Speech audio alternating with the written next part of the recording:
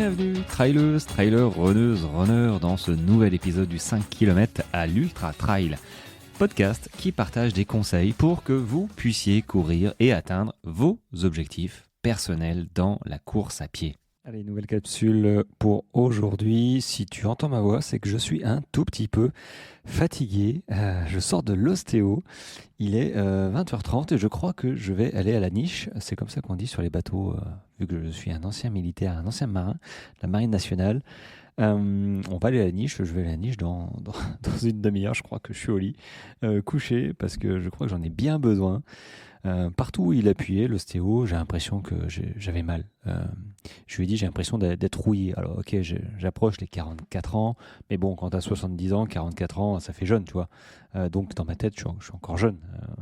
Mais j'ai l'impression que c'est que dans ma tête, cette histoire, et que mon corps me dit, bon, grand, il serait temps que tu fasses un peu plus de gainage, un peu plus d'assouplissement.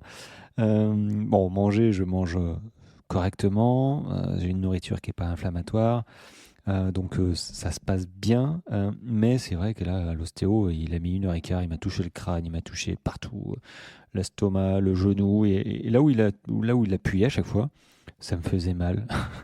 J'étais venu, tu sais, pour une tendinite au niveau de l'épaule, et aussi au niveau des coudes, pour, voilà, je l'avais dit, mais pour préparer la Swiss Peak, et finalement, il n'a pas eu le temps de faire tout ça. Et à la fin, il m'a donné un exercice à faire pour les muscler en fait les tendons, essayer de les renforcer au niveau des coudes. Donc je vais voir ce que ça donne, si ça marche, je partagerai tout ça. Mais du coup, voilà, je suis un peu flagada.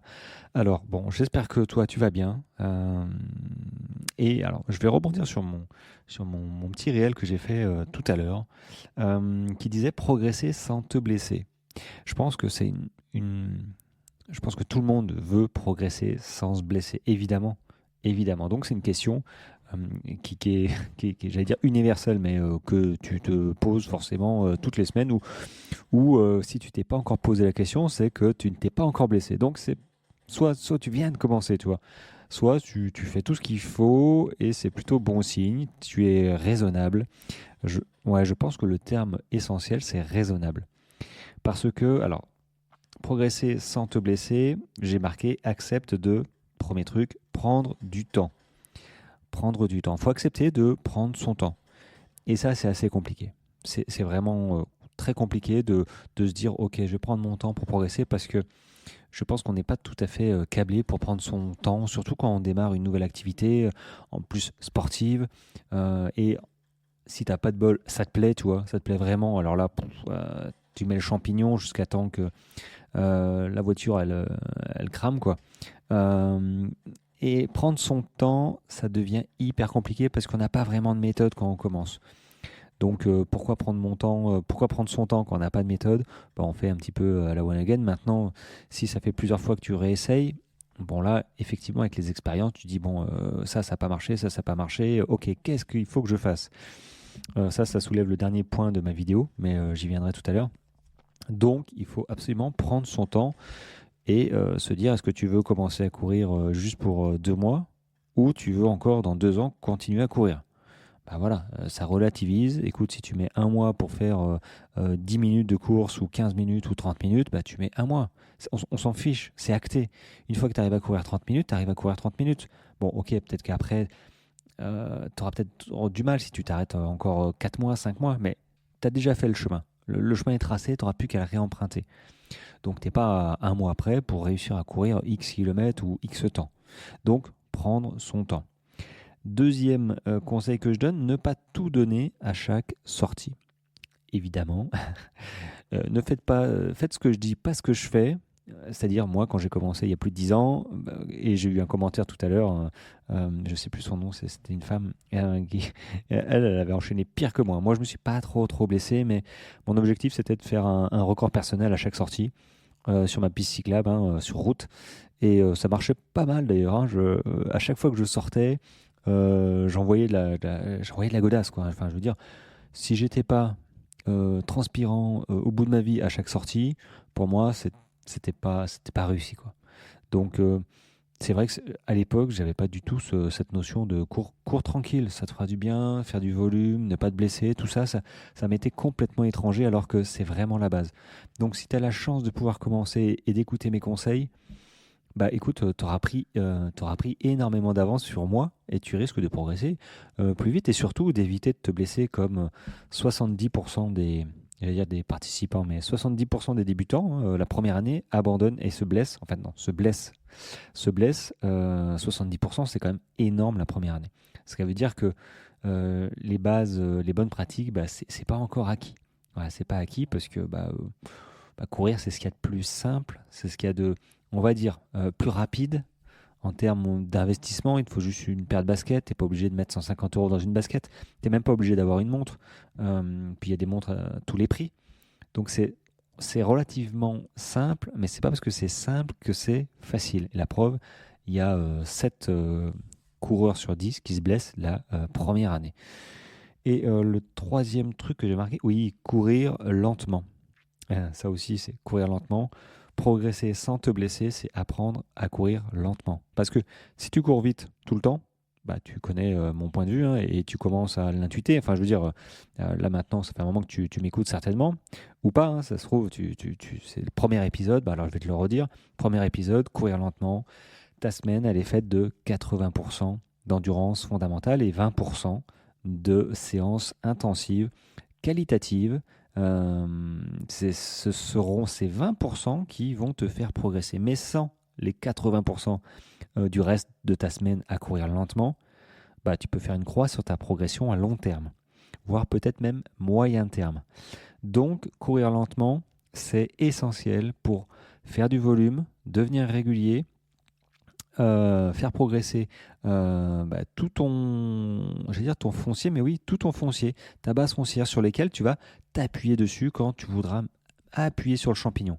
Parce que si tu appuies sur le champignon à chaque sortie, il y a un moment où tu seras fatigué à la sortie numéro 1, tu vas ressortir à la sortie numéro 2, tu vas commencer ta sortie numéro 2 que tu seras encore un peu fatigué de ta sortie numéro 1. Donc la sortie numéro 2, elle se passera peut-être bien, mais vu que tu auras tout envoyé, ça va encore générer de la fatigue et tu vas entamer la sortie numéro 3 avec la fatigue plus, et tu fais ça 1 semaine, 2 semaines, allez, 3 semaines, et tu tires rideau, quoi. Tu seras fatigué, tu vas pas comprendre pourquoi tu as un coup de mou, pourquoi tu commences à avoir mal à l'avant du tibia, par exemple, je sais pas, le tendon d'Achille, toutes ces douleurs, c'est un manque de progressivité.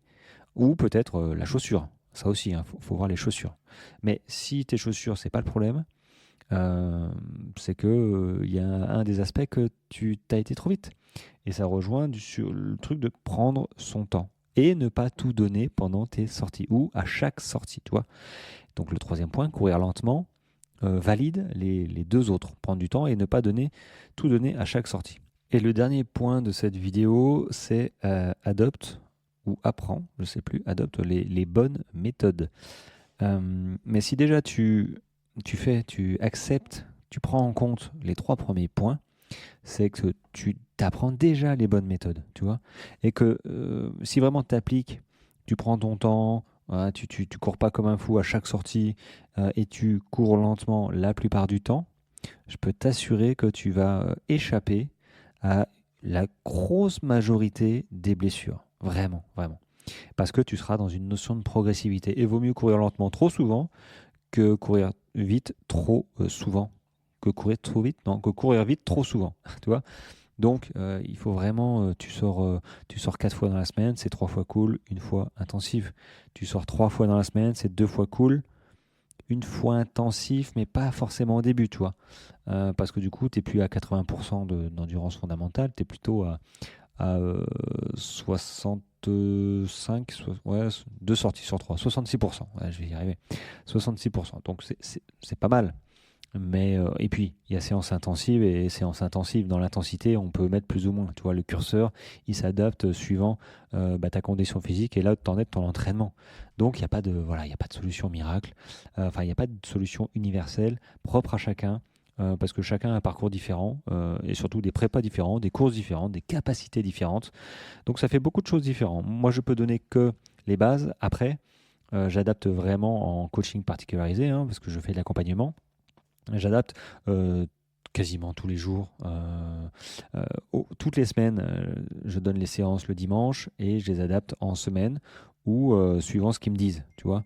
Et là, du coup, ça devient du particularisé et euh, c'est ce qu'il faut. Si tu n'es pas sûr de toi, que tu as un objectif à préparer, mais voilà, tu ne sais pas trop comment t'y prendre, ou tu t'es blessé, comme j'en ai trois actuellement, ils sont blessés, ils veulent reprendre, retrouver voilà, une forme et pas faire n'importe quoi en vue d'un objectif, et ben voilà, là je les chouchoute, tu vois, et on les fait progresser petit à petit.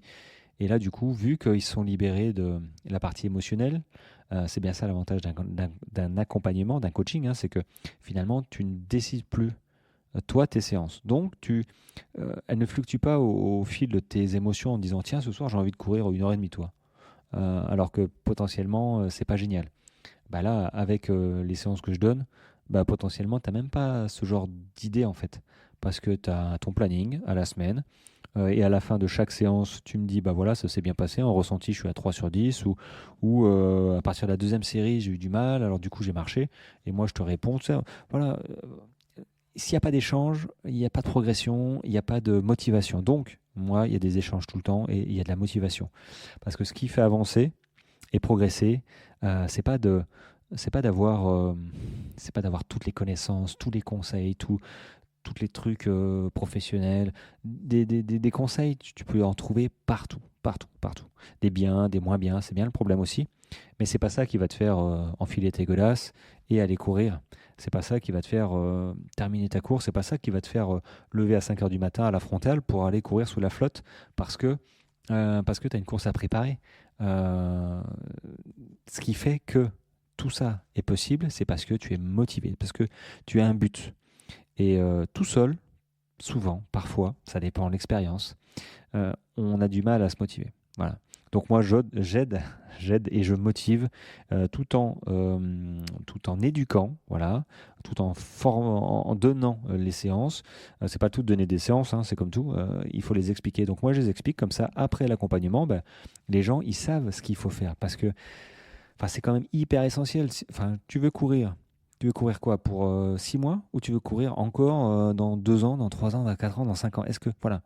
Bah, moi, je dis, ça vaut le coup d'investir dans les bonnes méthodes pour apprendre les bonnes méthodes, pour rester motivé un temps certain pour que tu apprennes tout ça. Et après, eh ben, tu t'envoles tout seul, tu adaptes les entraînements, mais au moins tu auras les bases.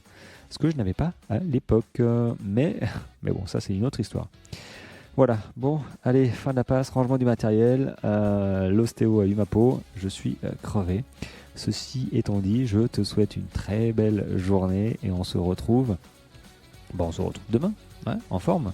Il y a une petite surprise demain, tiens, je vais peut-être mettre un extrait d'une vidéo que tu as peut-être entendu. Voilà, mais je t'en dis pas plus. Allez, ciao, ciao.